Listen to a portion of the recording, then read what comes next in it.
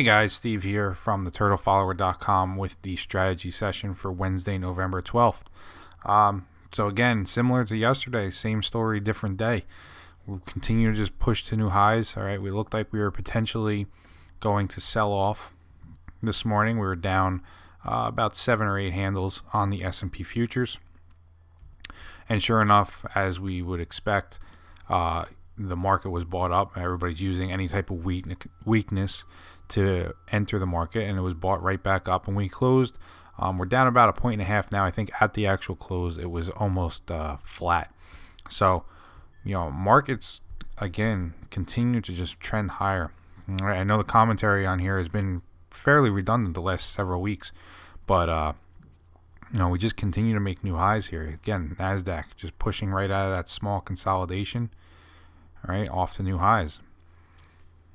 The Dow, same thing here. We're pushing new highs. So every single market, we're within or at new highs, or within a decent percentage, maybe 1%, not even probably, of those levels. And, again, we talk about how we don't necessarily trade the markets, but we do use them to kind of gauge our expectations. So right now, expectations are fairly high for the portfolio. I would say that we've come very far, very fast. I would really look for some kind of consolidation, some kind of rest to happen here. But everything is lining up. We're long, substantially long, and we've continued to manage those positions. Now, as I've said in the past, the problem that comes with a move like you see here on the Dow futures that just continues to move higher, it's very difficult to be able to manage a position using a trailing stop.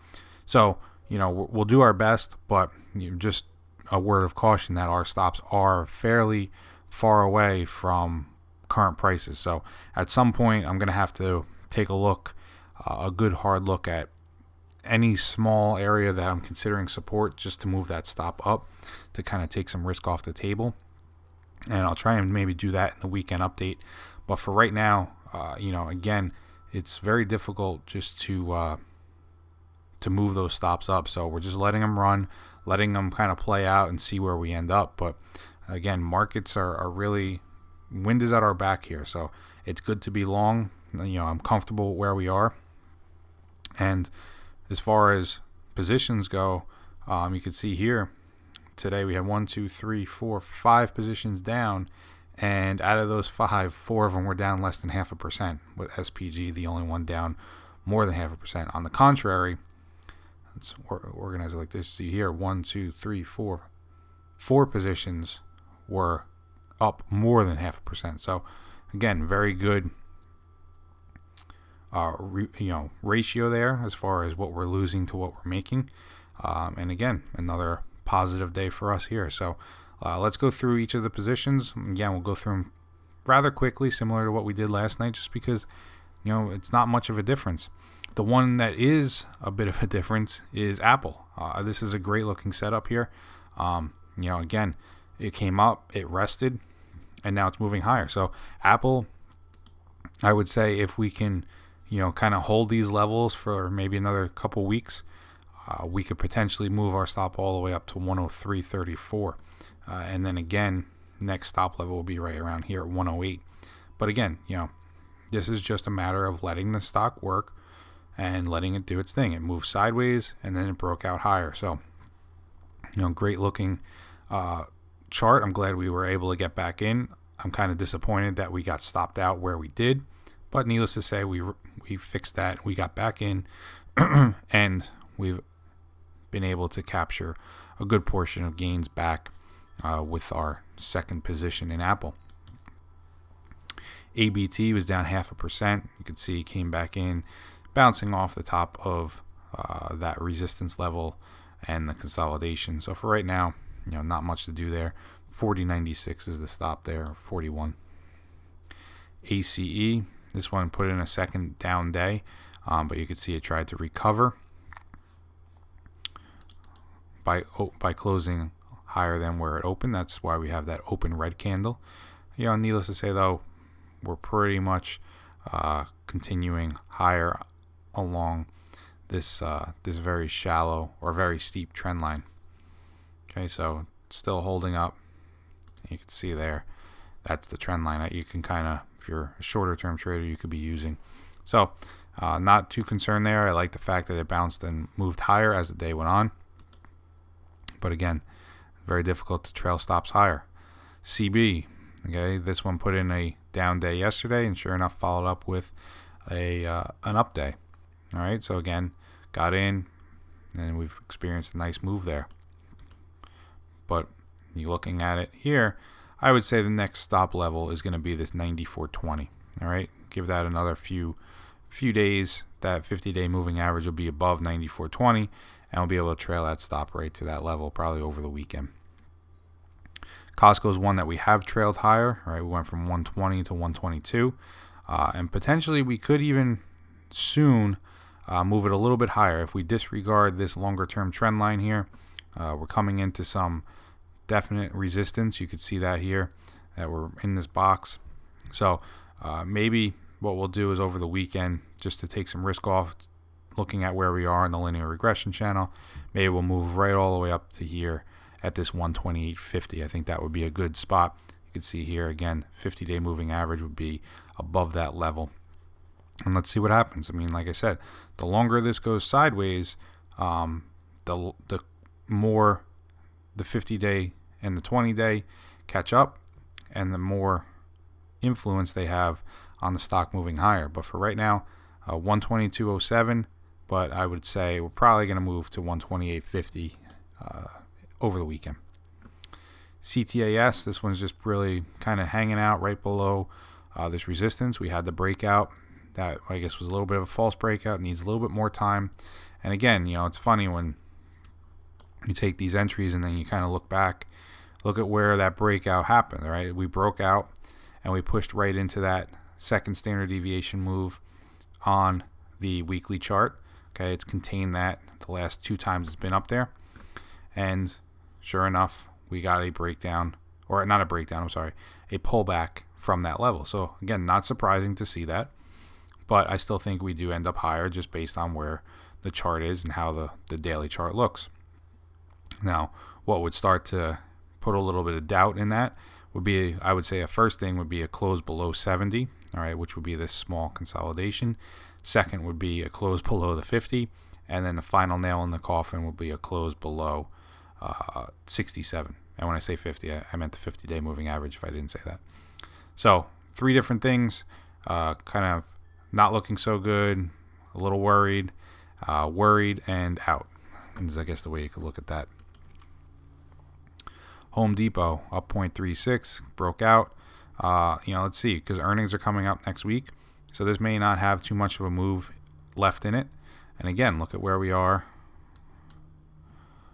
on this linear regression channel. We're right back up at this second standard deviation move. So very interesting how we've essentially gone from one side to the other, 77 up to 100.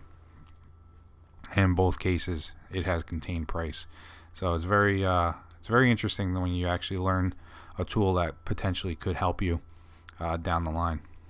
Kroger, all right, this one pulled back today during the morning and then ended up closing higher. So you could see here again, broke out and was quickly rejected. But what's happening now is that 50-day, that 50-day and the 20-day are quickly moving higher to catch up. L Brands up 1.62. Again, next stop level would probably be right around here at 69.30. And then from there, who knows. But this one continues to make new highs. Earnings coming up on the 19th. And for right now, it's just a matter of enjoying the ride. But we'll look at where we are again on the weekly chart here. Second standard deviation move, pushing right into some resistance. So if I was a short-term trader or I had options on this, I would be selling my position. All right, that would just be where I would be at that point. Different mindset than being a trend follower, where you're not really trying to have a price target, but instead going ahead and just letting the stock work. So for me, if I was short term, I would definitely probably be liquidating my position, especially with earnings coming up.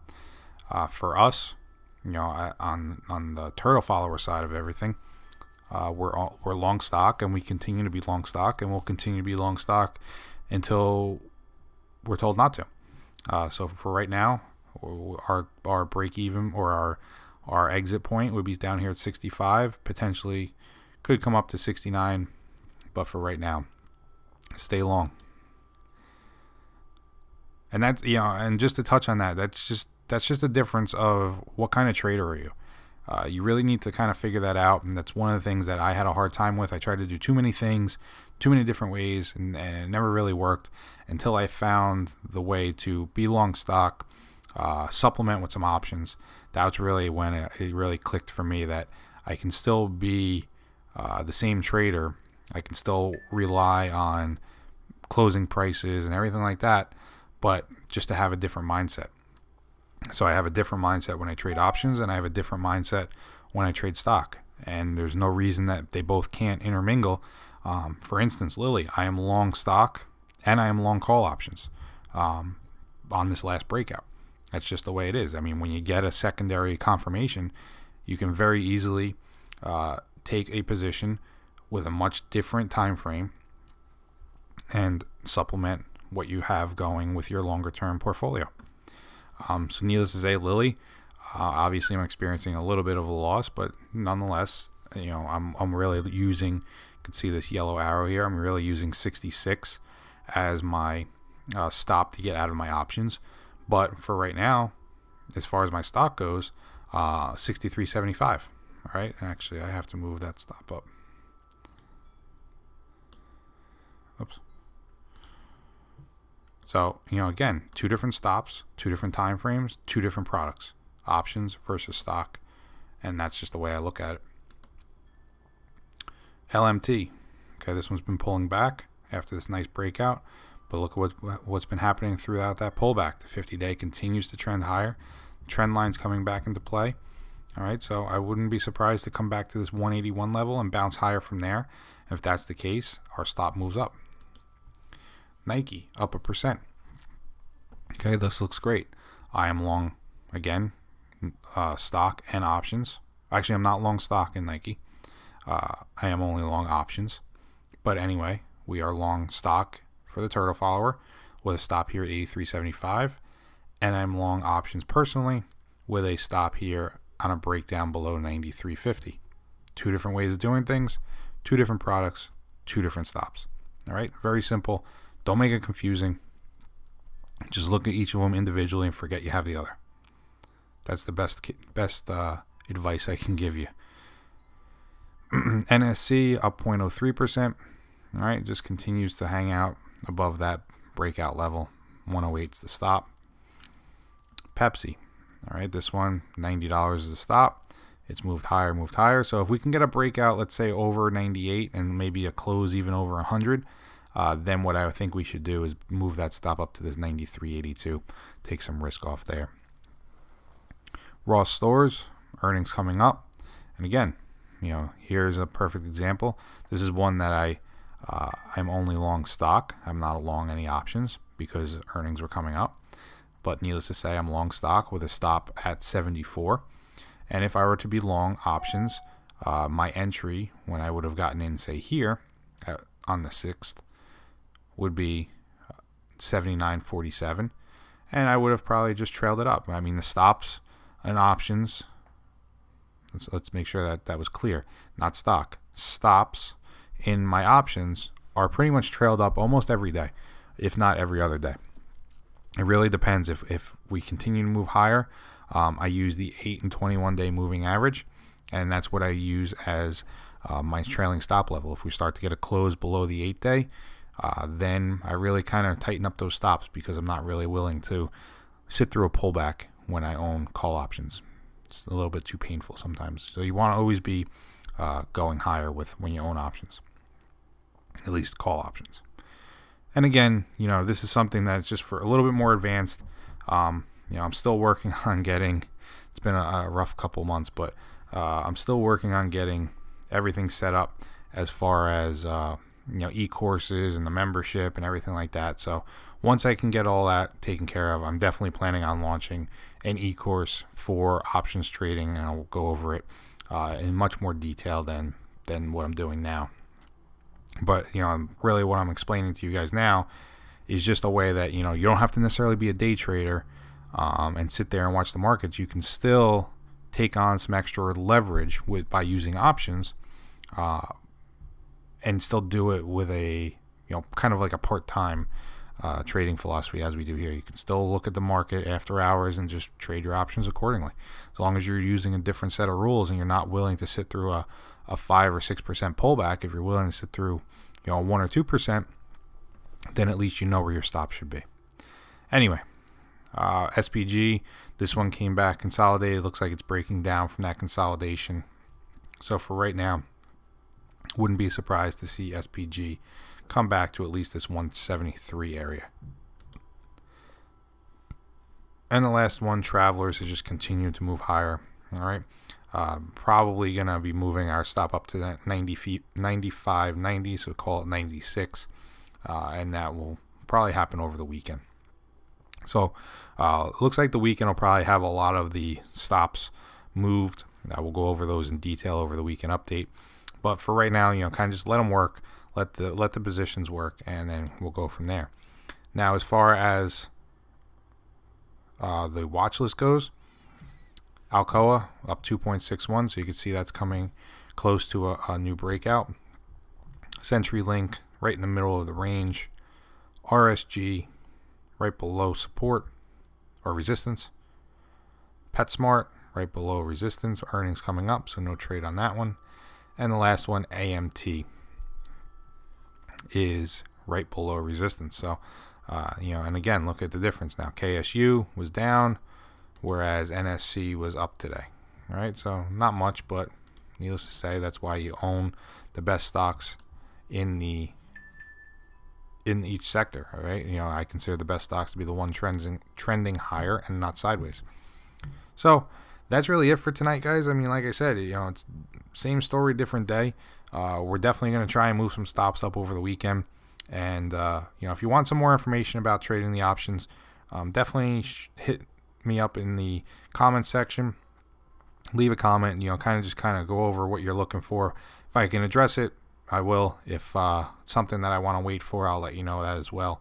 But needless to say, I'm willing to help anybody who's looking for some help with that. Other than that, please follow me, StockTwits, Twitter, Google+. Subscribe to the YouTube channel and and subscribe to the nightly recap on the website. That's it. So we'll see you tomorrow for another strategy session. Take care.